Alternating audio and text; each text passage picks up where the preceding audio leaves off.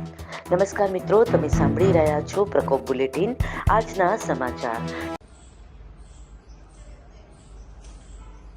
ભારતીય જનતા પાર્ટીના શાસનમાં હપ્તાખોરીના કારણે એક પછી એક લઠ્ઠાકાંડો બની રહ્યા છે. લોકોના જીવ જઈ રહ્યા છે અને આ કોઈ ગુનાહિત બેદરકારી નથી, પણ એક હપ્તાખોરીને કારણે થયેલી હત્યાઓ સમાના બનાવો છે.